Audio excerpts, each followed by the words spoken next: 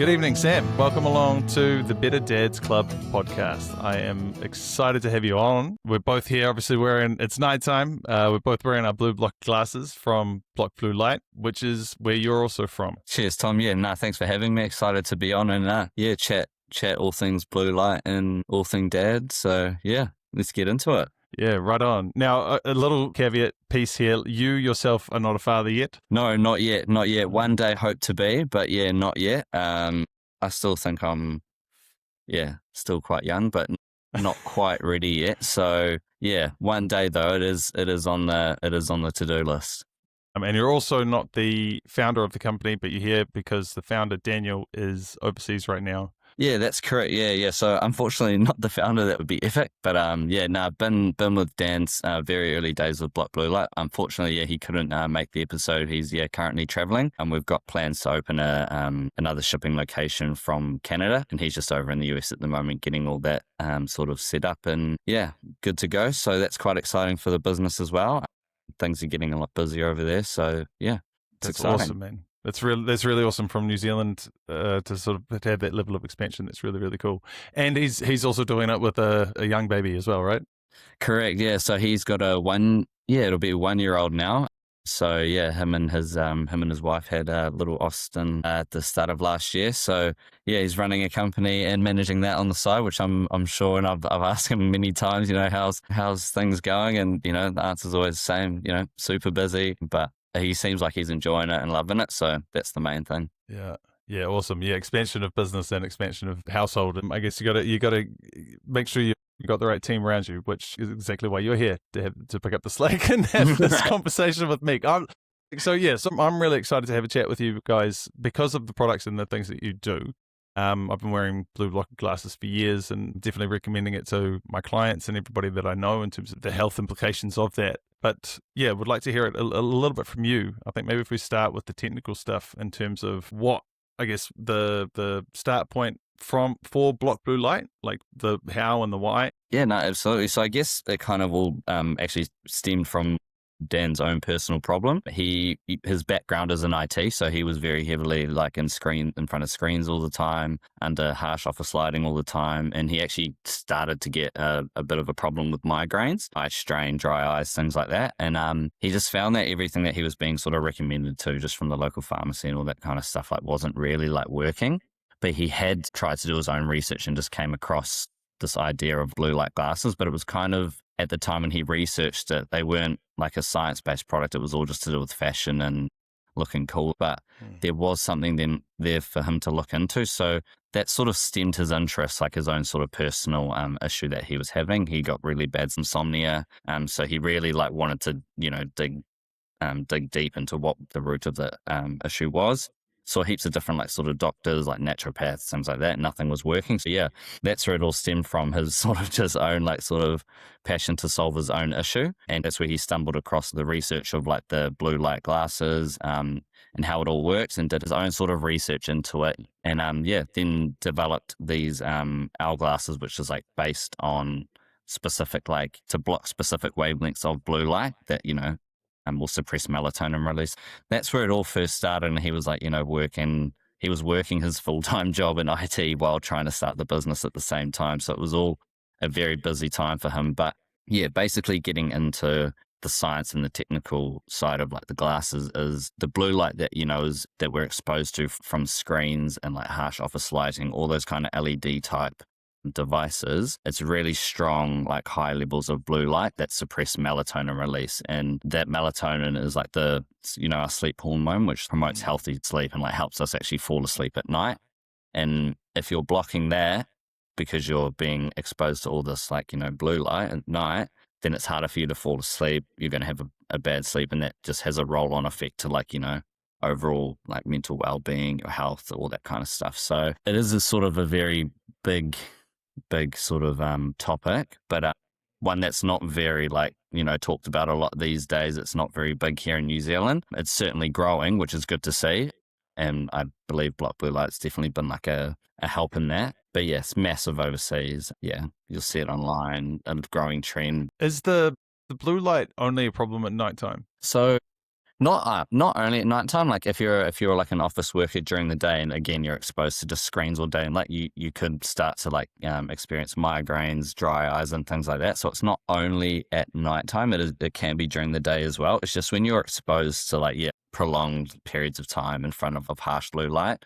So if you like, for example, if you were just like popping into the supermarket for like 20 minutes to grab something, they have harsh lighting in there, but chances are you're probably not going to get like a migraine from that unless you were super sensitive to lighting, because there are people out there that are really sensitive to lighting that need like we have what's called our day max lens, and that's like a yellow lens during the day that people wear, and that's for people with really sensitive eyes. So yeah, it's not just in the evening, it can be during the day as well. But having said that, like not all blue light is bad, because we obviously get natural blue light from the sun. So yeah, it's kind of a whole thing where like our bodies are aligned and hardwired to like work with the sun. So when the sun's like rising in the morning, like that's when we're feeling more alert and motivated to do stuff and awake. And as it's like, as it sets in the evening, that's when we come, the signals are sent to our brain that it's starting to produce the melatonin. It starts to like wind down. It's time to fall asleep. But like in this day and age, obviously with modern technology and that, we're surrounded by like blue light everywhere with the screens, people working constantly, to people with families and kids, screens, TVs, iPads, all that kind of stuff. So, and even just in standard lighting, that's probably one that's not really talked about that much. Even just in your standard household LEDs that you're getting, it's quite harsh blue light. Yeah. So yeah, you make a good point there. I mean, that's the biggest thing that I think, and even Art Green mentioned it when he was on a couple of episodes ago. We're designed to work in time with the sun. When we wake up in the morning, having the sunlight hitting our eyes and getting some exercise and some movement, and at that time is really critical for getting the cortisol production to wake us up. And then cortisol being the opposite hormone for melatonin. And so, if we are extending that blue light and having a lot of that at nighttime, then yeah, that's delaying the ability or reducing the body's ability to produce melatonin. And then now you've got there's more and more people going out and buying, prescriptions for melatonin for exactly that, as opposed to just going out and doing something to prevent the problem from happening. They're getting a supplement to try to some exogenic melatonin, a hormone to come in and try to support the body. Yeah. And even with that, you're still getting the blue light. So now there's confusion going on within the body. Exactly. So yeah, I think this is part of the reason why this is so important, especially for guys out there, especially for kids, really. 100%. Because kids don't know, and as parents, it's our job to create safety and ensure that the kids are growing up healthy and have these good environments. And if the parents, as you say, like if in New Zealand, you're right, there's a lot of people that aren't aware of this. It is quite big. I know there's quite a few conversations that I've seen on other podcasts about it, where the information is getting out there, and it's really, really good to see. But you don't know what you don't know, right? So exactly, and then there's also just as you say, like, we're surrounded by screens, we're surrounded by lights. The lights that we've got typically that are built into the house, most of the time you don't really have much per se, because you've bought a house and the house is just wired with what it's wired. And then there's also the problem there with, fluorescent lights. We've known for decades the impact of fluorescent lights on our eyes and on our health as well. And I think a lot of that as well is because you're not seeing the changes in spectrum throughout the day that the natural sunlight does, right? Correct. So, like obviously when the sun's rising, there's more of a balanced spectrum, right? So there's more red in there, more red and green, and all the different kind of wavelengths in there. And as it's hitting more peak midday, there's more like of that blue light in there as well. And then as it's setting, it's again becoming more balanced. So if you're going from just a peak midday of high, like strong blue light again to the evening and just keeping it all strong blue light, it's going to make it harder for you to wind down your brain. You're going to feel stimulated. Your brain's just not going to wind down. So yeah. So in terms of you mentioned that there's different lenses that you've got. So I'm wearing the dark orange ones. These are the nighttime ones. Correct. But you've also got, there's clear ones and you've got yellow ones as well. So what's the difference in the lenses? Cool. Yeah, absolutely. I can speak to that. So we actually have 4 different lenses. So there's 2 for the day and 2 in the evening. So I'll speak to the day ones first. So we've got our screen time clear and our day max yellow that I briefly spoke about before. So the screen time clear, more of a clear lens with there's a very slight tint in them that's not very noticeable. So they're set to filter 50% of blue light across the whole blue light spectrum. The important part with these glasses is that they filter the blue light at like, I think it's 455 nanometers is like the highest spike point for blue light. So if basically any blue light glasses you're using need to be filtering at least that wavelength, otherwise they're kind of not doing anything. So these screen time ones are kind of the minimum, they're doing like the bare minimum for you. So they're good for using if you're working, in front of, like in an office in front of screens on a computer all day, or just like, if you were working in the supermarket all day or something like that, under harsh lighting. And then we move over to our Daymax lens. And so that's the yellow one I briefly touched on before. So that's for more of our like more sensitive eyes wearers. So that one filters blue light. And this is a kind of a tricky one I always find to explain to people, but it's 75, I think it's 75% or 70% across the whole blue light spectrum, but it sort of blocks 100% of that 450 or that peak wavelength I was talking about before. So across the whole blue light spectrum, it's like 70% that it filters, but it blocks that peak wavelength, which is why they're quite yellow. And again, like when you're wearing them during the day, it would be like, whoa, because it is quite a change. But again, like I use those sometimes, not every day. Like I have days that are better and days that are worse, but I'll normally at least be wearing my screen times every day because I've gotten used to using those, and I don't know where I'd be without them. But the Daymax ones, I'll use those when I'm just feeling it might just be feeling a bit more sensitive to it, or like just needing a bit more of an extra sort of protection there. So that's the daytime ones, and then in the evening, you've got your sundown Taylor, and which are the ones I've got on, the sundown lens. So you got sundown and then nightfall. And basically the difference between these two is, so the sundown is basically you go to what you'd use for the evening, for what I'd recommend for everyone.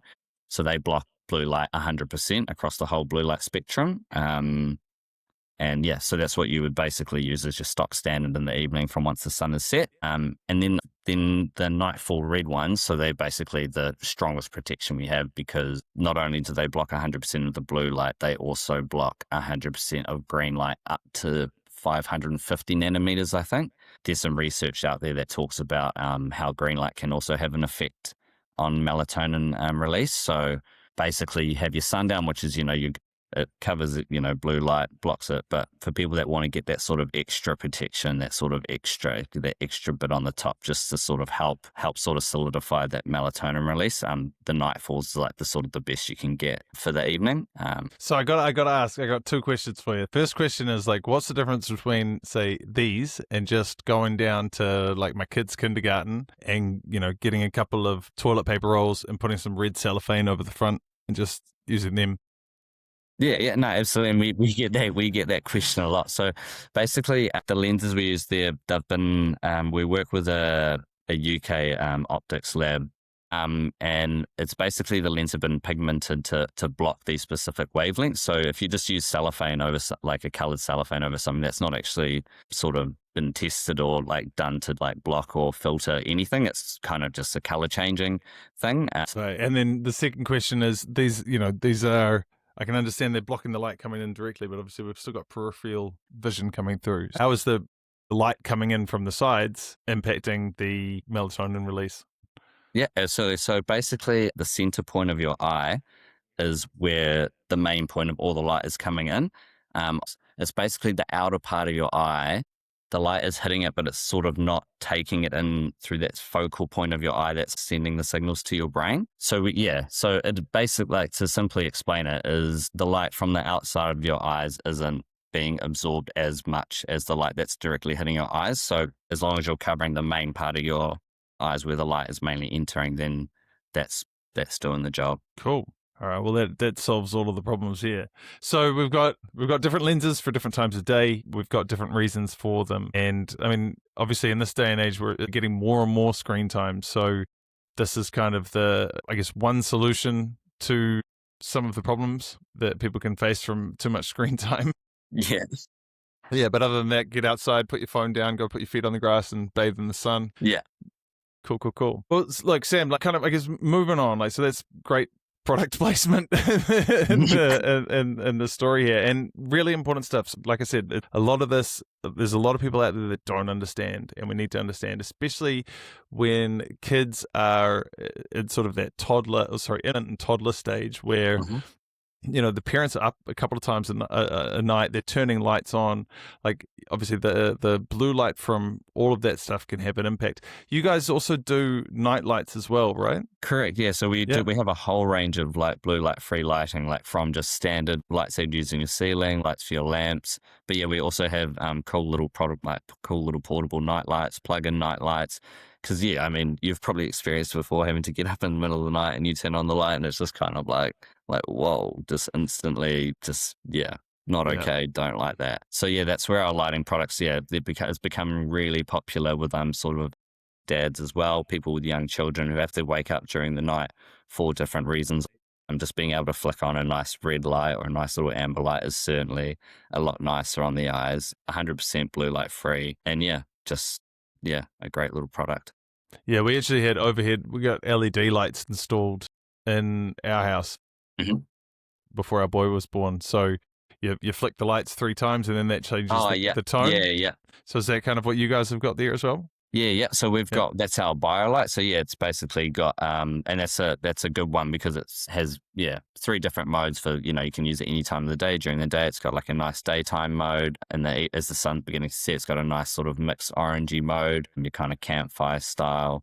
And then in the evening, it's that nice sort of ambery, 100% blue light free light there. So yeah, that's definitely a popular one that people use. Yeah. Yeah, I remember taking the rubbish out one night and then turning around and just the house looking red and just kind of thinking, oh man, people probably thinking we're a that's red the light other thing district as well, house. because we get so many comments of that, but it's so hard to explain to people because like I use it as well, and like I get it, like from the outside it would look quite like weird, but it's honestly, it's so soothing on the eyes, like so nice. Well, it makes sense, right? Like so part of the work that I've been doing recently, helping my friend out with his carpentry business. So we've got a job up in Waikanae, and the lady who's doing sort of some of the renovations is beautiful property, and it's deep, like it's within the bush, like it is covered in trees. Yeah, and she's getting this lighting done on the outside, and she said to the guy installing the light, she's like, look, I need to have red lights so that the mammals at nighttime, the nocturnal animals,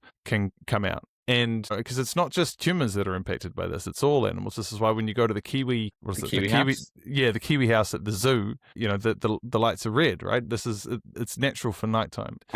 Traditionally, the light bulb's only been around for 120 odd years, and in that time, we've seen a lot of chronic health increases. There's, it's not just because of blue light, but everything that kind of comes with it. It's like a contributing factor though, right? Because like I was saying before, if you're not getting, you're exposed to all this blue light, especially at night, you're not getting good sleep, and it's like a roll-on effect. So understanding that it's like kind of one of the root causes, I guess you could say. Yeah. There's also the idea that because you've got the light, you've now got the ability to work longer. So, this evening we were working and sun was starting to get dark. It was getting dark at around 5 o'clock.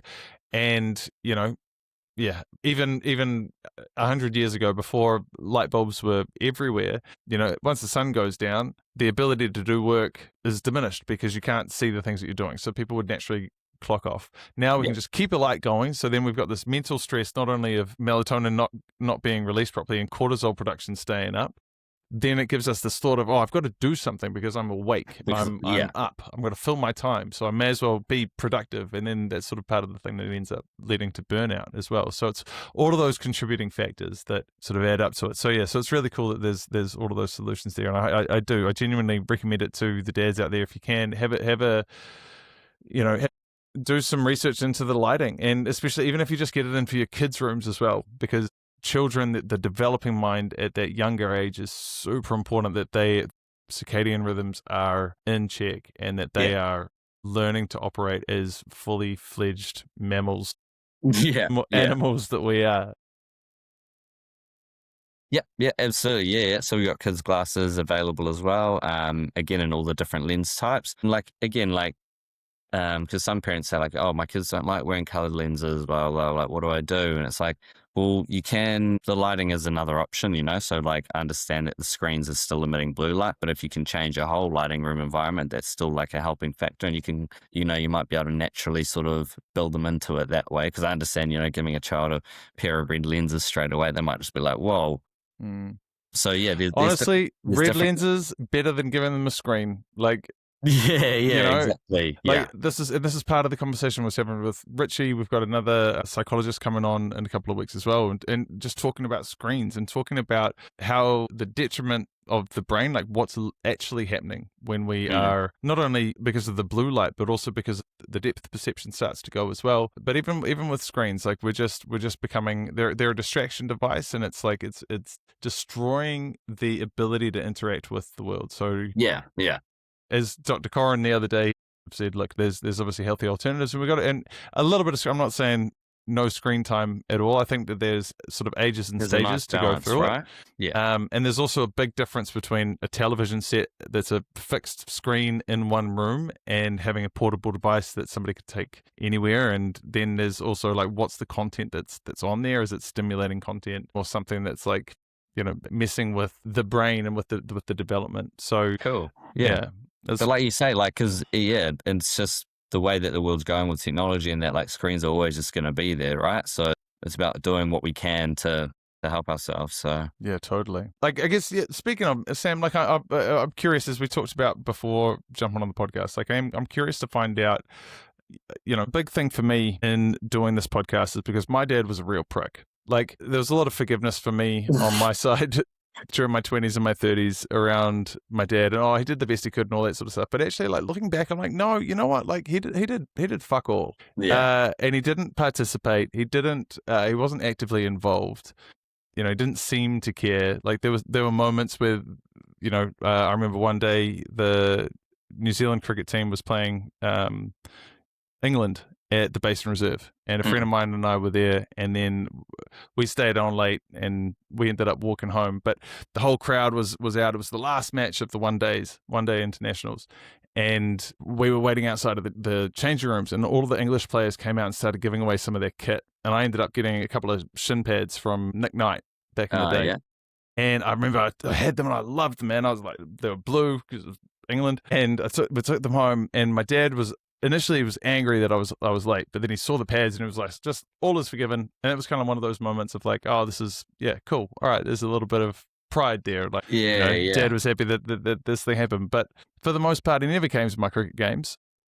You know, never actually showed up. So, you know, I'm curious to understand from you in terms of because you've said at the start that you hope to be a dad one day. So I'm curious to understand sort of where that comes from, a little bit about the relationship you have with your dad and how that's developed you into who you are today. Yeah, for sure. Yeah. I mean, it's quite a funny one because I think, again, I spoke a little bit about it before jumping on, is that my parents actually, split up in my teens. So, yeah, it is quite interesting as I think about it now, you know, like wanting to have a family. But I think just as I've grown up, I've sort of understood not everything works between couples. You know, things happen, unfortunately. That's just unfortunately the way life can be sometimes. But still growing up, you know, I think Dad did everything he could for us as kids. He still made like the family like a really loving and warm place, and sort of just kept everything going on with Mum sort of separate. And yeah, but before even that even sort of stemmed, you know, I have really good memories of growing up with Dad, like family vacations. For me, I'm big on sport. You know, he was always taking me to my sports stuff, to trainings, camps, tournaments, coached my teams a couple times when I was in primary school and things like that. So yeah, I guess just from having those really good memories from Dad has like sort of made me like, yeah, like one day I definitely want to be a dad as well, even though things didn't work out with him and my mum. So yeah. How was that for you as a teenager? How old were you? Yeah, I was about, thinking back on it, I was probably about 14 at the time. Yeah, so I guess it is a kind of interesting age as a teenager, because you're kind of just getting into those teen years. And yeah, I've got two sisters, older, one younger, and we're all 2 years apart. So I had an older sister and a younger sister. Yeah, it was an interesting one because I sort of grew up religious. And my mum's quite religious, you know, so all of us kids were religious as well. Dad wasn't really into it, but he sort of respected, you know, mum's view and things like that. At the time, like, we were kind of not mature enough to understand what was happening. Well, my older sister kind of was, because she was like 16, almost 17 at the time. So she kind of like could understand what was happening. So I guess that she was a big help in sort of with me and my younger sister we kind of just, there was always that thing that we knew that Dad wasn't fully involved with Mum in the church and stuff. So I guess we kind of just naturally knew that when they were arguing, it was like kind of to do with stuff like that. And when they did decide that when they actually told us that they were kind of splitting up, I think, well, I mean, for me, I took it okay. Didn't need to take sides or anything like that. Everything was very amicable between my parents. So I think everything could have gone as well as we'd hoped, to be honest. I know that not everyone goes through that experience, unfortunately. But yeah, I guess we were just quite lucky in my situation. What do you think made it easier for you guys? Like, were your parents talking to you about it and involving you in things? Or like you mentioned before that they were keeping things separate prior to the separation? Yeah, when I was saying that, I think when I keep things separate, it's just like, if they were arguing about stuff or, they were having, they were never, visibly like, I mean, we'd obviously see them have disagreements sometimes, but we never really saw them have any massive fights or anything like that in front of us. So they were really good in that regard. So once I guess they sort of knew what was happening, they were like really good with sort of saying like, hey, this is what's happening. This is the plan. We're both here. And they were really good at saying like, like it's not because of you guys, like blah, blah, blah. So I guess they did make it really like not easy, but it was really helpful for us to understand that it wasn't like our fault or anything to do with us. Unfortunately, this is just one of those things that can happen sometimes, but they were always there for us if we needed. And yeah, like I said, I think we were just quite lucky with how things went. And Dad was the one that, he was the one that moved out of home. I guess that you would say that he kind of separated from the main family home. So he was always just really good, like, you're more than welcome to come stay. Mum was obviously always all good with that as well. And by that time we were still, I guess it was just my younger sister that they had to worry about sort of payments and things like that for, because by that time me and my older sister were like sort of working, both in high school, like all that kind of stuff. So there were things obviously to pay for and like all that kind of sort of admin stuff, but nothing ever really got to nothing ever got too bad or like out of control or anything like that. So I think, we were quite lucky with how things sort of went. How did your dad maintain relationships with you kids? I mean, especially like you as you being a middle child, but also you being the boy, and then you've got your two sisters either side. Was there any favoritism going on? And especially like during the separation, at age of 14, that's very much a time when boys are seeking a fair bit of independence. They're seeking some other guidance from other elders in the community and that sort of thing. Were you able to have that? Did you have some other people to lean on as well? Was your dad still quite heavily involved? How did you keep up that relationship with your dad, or how did your dad, I should say, ensure that relationship with you and your sisters stayed full? Yeah, for sure. I mean, at the time when he initially first moved out, he was just living in Hamilton, so we could easily by that sort of stage. By the time he was in his own house, like I was sort of driving, so me and my older sister could easily like go see him whenever we wanted. We would sometimes like just occasionally go stay. He was still coming to like my sports and stuff like that when he could. But yeah, it was quite interesting because I still had other, I had sort of elder people at work that I was quite close with people at work. So I had male figures there that I could lean on.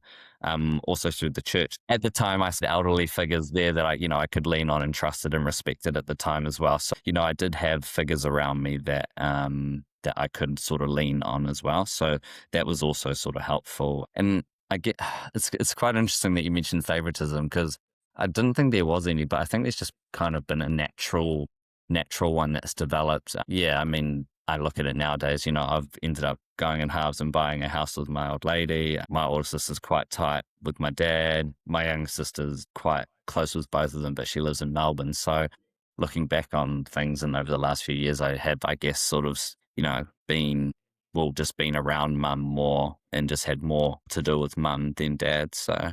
Okay. Do you remember how you felt initially when you found out about the separation? I mean, yeah, initially I was definitely like, oh, like that sucks, because like I said, I always had like sort of real fond family memories growing up and some of that. So it was definitely sort of like, oh, this sucks. But again, sort of the signs were there, like like with the whole they didn't agree on certain things. And as we got older, I guess we sort of were just more more privy to that. Just as you grow and become more aware of things. Yeah, the awareness piece is a big one, eh? Yeah, for sure. It is quite interesting. And I guess mum was quite good at like keeping us involved with what was happening as well. So Did you take opportunities to rebel and try to play the parents off each other? I think my younger sister did that quite well to this day. Yeah, definitely. There were definitely times where you would sort of play one over the other, but it never got too bad. And how's your parents' relationship now? Yeah, amicable. They're fine to be in the same room together. Sometimes we've had to be in functions together. No issues there whatsoever. So that's nice. Yeah, that's really cool. So in terms of obviously they've had a relationship breakdown, but you've got your own relationship with your dad. You've got your own relationship with your mum. What are some of the key experiences that you remember growing up that you felt just really solidified your relationship with your dad? Yeah, like how I was saying before, and I think it was just how I was like big on sports and that. Just he was the one that was always taking me to things and trainings, camps every weekend. Like as I was younger, growing up till I was sort of like that 14, 15 age. So it's just that was sort of our thing together to do, that was, our time that we spent together. We'd go away on fishing trips and, we'd go away as a family to the beach, but then like me and him would go away fishing like together. So, that was like kind of sort of like our thing that we did. So those are things that I remember fondly. And I remember this one time, it's so random, but I just remember it so vividly. Asked me one day to just help him go get some firewood one winter. Go chop some firewood and collect it from his mate's farm. And I just remember it was this quite deep in some farm, but yeah, I just remember it was like I would have been like maybe 10 or 11 at the time, but I just remember like the only reason I remember it is because I was like, oh, like he actually wanted me to come help him do something that that he probably wouldn't normally need my help to do, but it was just quite cool that he'd obviously like just wanted me to go along with him to do that. So that's one memory I'll always remember quite fondly. So yeah. Yeah, dope. Yeah, look, and chopping wood, man. I mean, that's men's work there. I can't remember how much wood I chopped. Probably wasn't actually that much. I was probably more there just to put it in the trailer, but Yeah, right. Hey, so did he do that one-on-one bonding stuff with each of your sisters as well? I think with them, it was more like because, my sisters did different things like dance and netball growing up. So he was definitely there for like their sporting kind of stuff. Like if they did dance recitals, he was there watching. But, mum mostly did like taking them to their practices and things like that. But he was, he definitely had his own things that he did with them, but I guess it just wasn't as specific or for, like mine, like with like my sports and things like that. He just kind of did more like ad hoc things with them, I guess. So you mentioned that your older sister and him are quite tight now. Like were there some jealousies growing up with him spending a little bit more time with you as opposed to with them, or potentially? I mean, it's quite funny. Me and my younger sister I've always been closer with my younger sister than I was with my older sister. But yeah, I'm not sure if that sort of had like anything to do with it. But I'm just trying to think. Not really sort of jealousies, I guess. Yeah, I mean potentially because I was quite sporting growing up, so I was playing like soccer in winter, cricket in summer. So, it was like kind of like all year round almost type of thing. So it potentially could have been that sort of jealousy there. But yeah. How did your dad dish out discipline? I remember one time, I think I can't remember about my sister. I only got smacked one time, and that was when I was like maybe 6 or 7 or something like that. But other than that, it was just, kind of just deep growls. I think it was more like the deep growls when we were sort of younger, because it was that sort of more like a kind of fear, I guess, like that. But like as we got older, it was the kind of more, the classic like disappointment and things like that. And that kind of really, even from mum or dad, like, hearing the disappointment thing really, really hit home for me and my sisters. So yeah. Just in terms of like your parents dealing with conflict between you guys as siblings? Like, are there any moments that you can recall that where things were quite heated, and or do you feel like your parents did just a kind of a pretty good job at raising a happy, healthy household? Yeah, it's kind of, I don't want to be cliche when I say that, but yeah, I genuinely think that they did. There were obviously situations, where we'd have fights as siblings and things like that. That's just, it always happens. I can't remember,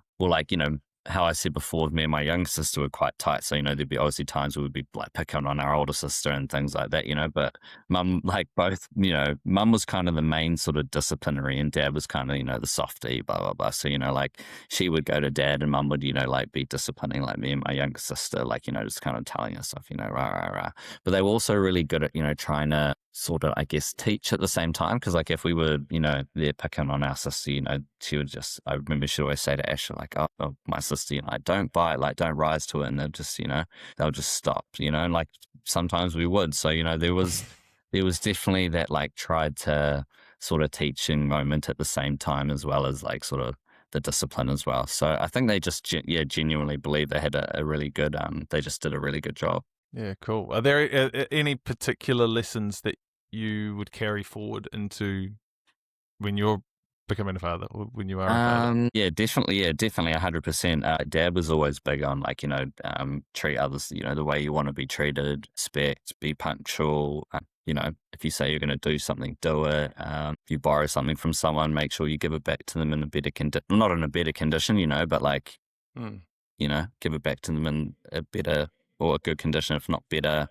Always respect your mates, have good friends. Yeah. Oh, learning how to apologize properly was one. I remember an experience quite vividly, actually, from one of my school camps that involved, I just remember vividly the conversation Dad had with me about, because it was to do with me and one of my like real good mates at the time. And I can't remember exactly what happened, but we ended up in this stupid disagreement and argument, and we weren't like speaking and rah, rah, rah.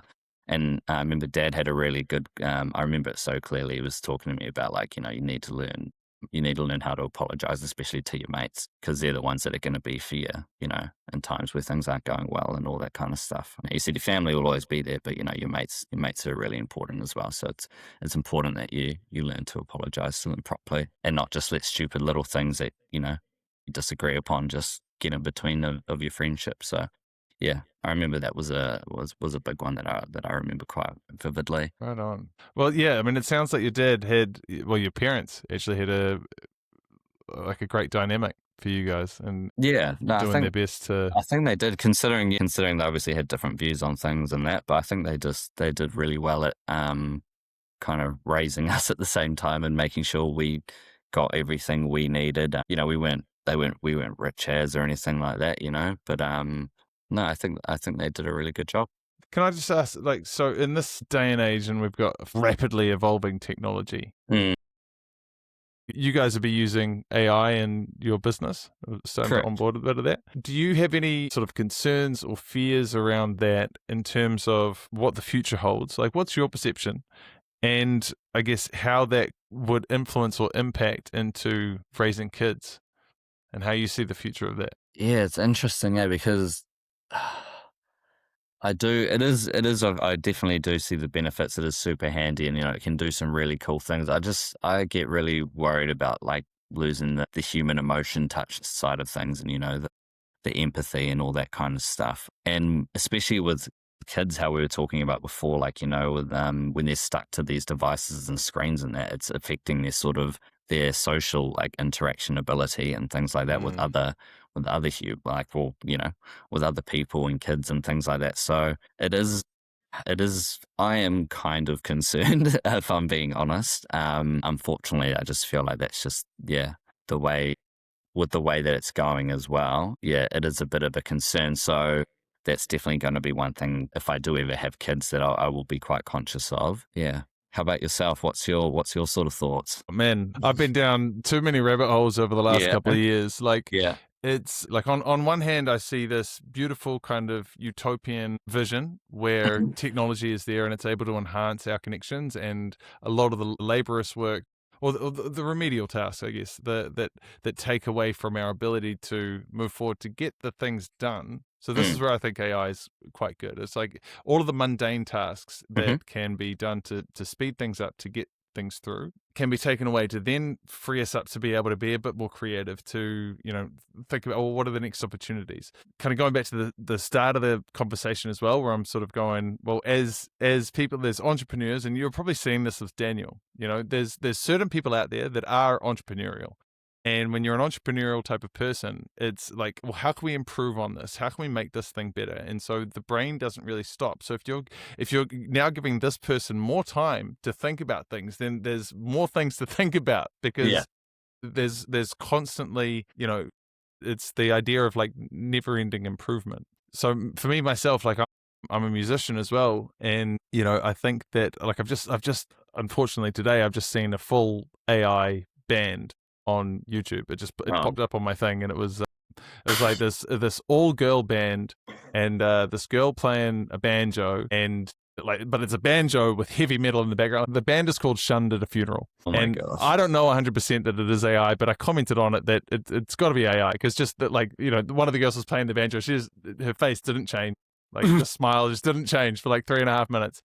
You can tell, when you're watching the videos. Yeah, but all of the comments on it were like, "Oh my god, like these chicks rock, and I've never seen this before, and this is all cool." And I'm sitting like, the concept is really cool. Like I love that idea, right? But if it's music is something, and art is something that is inherently human, and it's an expression of what we see in the world, and it's from cave paintings through to religious artifacts to just different cultures. Like that's the thing that makes us human. And so when it becomes AI, or there's almost like this element of soul loss.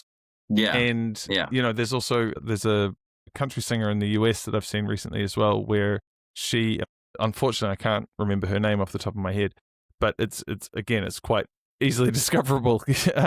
But she had a lot of songs up on YouTube, and then there was some AI company that cloned her and kind of wrote a lot of songs depicting her voice, her image, and the type of songs that she writes, and her songwriting style. And then they started producing songs, and then they started putting things up on YouTube.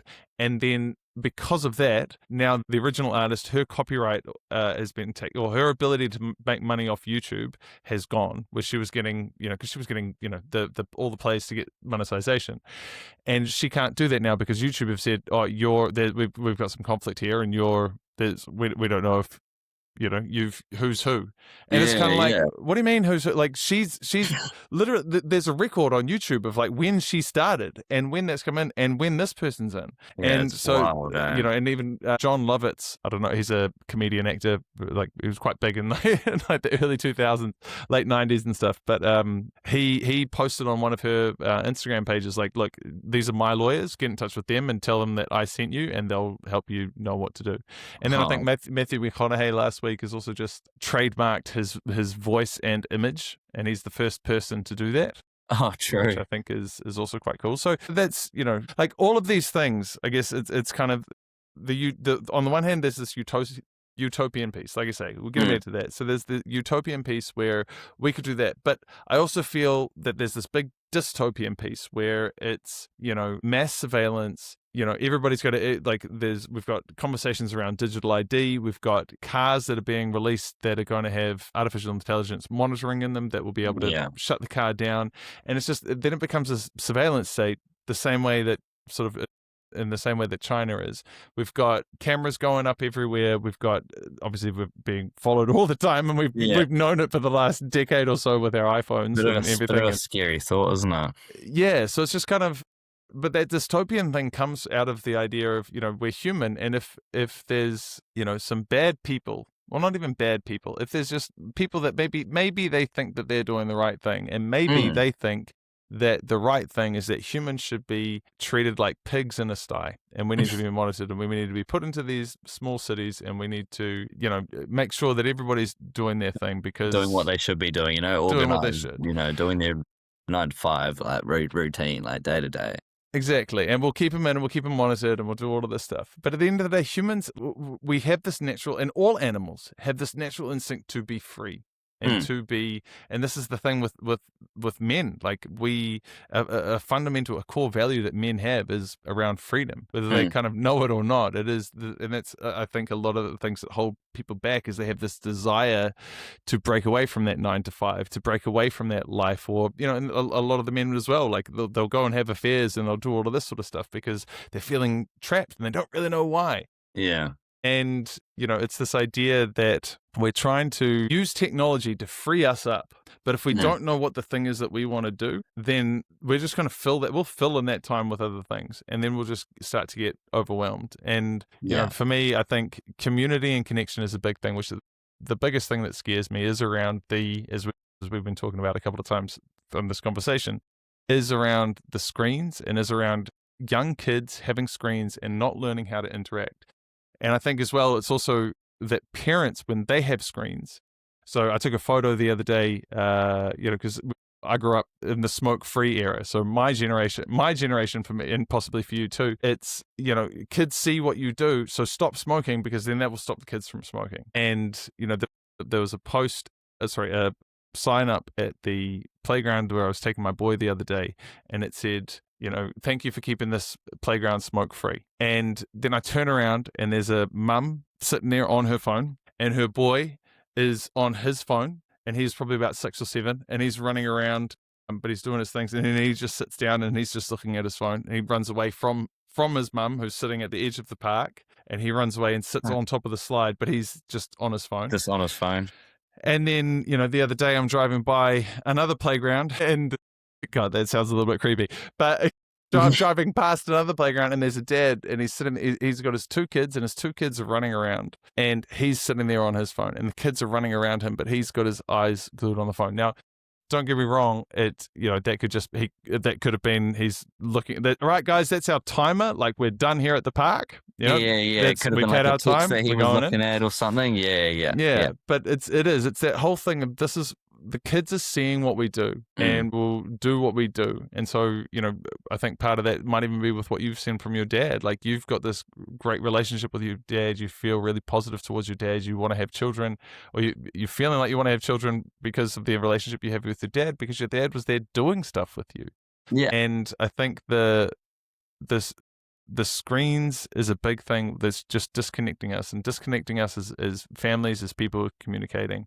And we're seeing this all over the world right now, and there's a big pushback right now. So yes, these glasses are one thing to help slow down the melatonin, but I think if we can have these conversations now, and as I've said to a couple of other people, like we're sort of at this gateway of the technology. You know, when the tractor came in, you know, fields that took farmers, you know, days to plant, to sow seeds and to till the soil, now took, you know, one day. And maybe one person instead of like 15 people. So we have these increments where like there's you know, many people doing all this work, but at the same time, it's kind of like, what else is there for us to do? Like there's, you know, we have these ideas of what life used to be like and how hard it was. But actually, like pre-industrial France, for example, people used to have like 180 days a year off. Like they would have 3, but they'd go out, they'd play in this, they'd be working the soil, and they'd live in their little villages. They'd grow their food. They'd fetch the chickens, and they'd do this. They'd raise their kids. They'd have their families, but they'd also play and, you know, practice their religions, and they would connect, and they would dance, and they would sing, and they would, you know, have feasts, and they did things, right? They did things together. Whereas now we're getting very like isolated, and you know, you can, this will start your own business, and you can do this on your own as opposed to doing things community. So yeah, for me, I'm big on like, how do we keep community, and how do we actually, you know, implant that into our kids? So great. Yeah. No. I was going to say, I can't tell you how many videos I've just been seeing, especially, you know, on social media and stuff, of saying like, this is all you need to start your own business now, or like, you know, like all that kind of stuff. Yeah, there is a lot of that out there, unfortunately. Yeah, and it's all like, obviously that's all algorithm led as well. You know, that's the algorithms that are kind of targeting you because they know you, because there's tracking data on you. There's the cookies and everything else and everything that you've ever looked at. Yeah. You know, and so it's going, oh, this is from this email address, and this email address is related to this email address, and this email address uses this tool, or maybe we could sell this tool. Maybe we could sell this tool. It's quite scary how much is actually going on in the background that people don't probably actually know about as well in terms of all that stuff. Eh? Well, there's did you watch that Netflix documentary? Yeah, the social media one, right? The Social Dilemma. Yes, yeah. You know, and I mean, they're talking about it then, and that's only a couple of years ago. Yeah. You know, so like I say, I think we're at the vanguard of this new technology and how to use it wisely, but also to recognize the human, like our human body. Like they didn't know about blue light with the light bulb when the light bulb came on, but we know about it now, so we can make those adjustments and go, okay, well maybe that blue light is part of the reason why I'm not getting a good night's sleep. Sure, maybe I've got my baby crying in the other room and I'm working too hard and I'm trying to do too much. So this is one thing that can kind of help with that. But, you know, we know and we actively know what the dangers are with this technology immediately. So, or at least within a couple of years of the launch of it. So I think it's really important that we have these conversations and we get these things out and about. And I think, if more people get some blue light glasses and we start sleeping better, we'll get our cognitive performance better and we'll have these conversations around the dinner table. Yeah. Awesome. All right. Well, look, Seth, probably with that, I should probably wrap it up here, buddy. But thank you for letting me rant a little bit at the end there. But I do appreciate it. And like I said, I appreciate your time being here and thank you for asking questions and giving us a son's perspective on what a good dad feels like and does. Yeah, no, honestly, really appreciate you having me on, Tom. It's been really cool, interesting, and it's been awesome to chat. And I think, just as a dad, I mean, I'm not a dad right now, but I think just having those kind of consistent, how I was saying, I'll always just remember consistent things he did with me, they don't have to be extravagant, doesn't have to be anything crazy, but even just like, just doing things consistently together, will help build those cool memories. So that would be my advice to any dads out there, from someone that's not a dad, but find a farm and go chop some trees. Yeah, exactly. Yeah. But no, it's been awesome. It's been awesome chatting with you, Tom. Really appreciate it. Thank you. No, that's cool. And thanks for being on, man. So with BlockBlueLight, so where do people go to check out the products? Oh, yeah. So head to our website, blockbluelight.co.nz. It's got our full product range on there. Feel free to reach out with any questions. We've got an email, live chat there. Yeah, be happy to help answer any questions. And I will give you a little heads up as well for anyone listening. I probably want to keep an eye around the time of June. If you're interested in purchasing, would be a great time. So keep an eye out for that. June, next month. All right. All right. Awesome, man. Thank you. And so the dads out there, if you are building a new house, I would highly recommend considering getting those overhead lights or taking a look at them, and even if it's just in the bedrooms or even in the bath, even in the toilet, in case it is it's 3 o'clock in the morning and you're getting up to take a piss, have the red light on instead of that bright pesty white light. Yeah. And like we said before, we've got, even if you're a bit conscious about changing the whole overhead lighting, there's portable range lighting, something you can just easily click on and off, turn it on and off. So we've got heaps of options available. Yeah. Fun stuff with lights. Right on. Okay. Thank you, Sam. Really appreciate it. And look forward to keeping in touch and see you next time. Yeah, sounds good. Take it easy.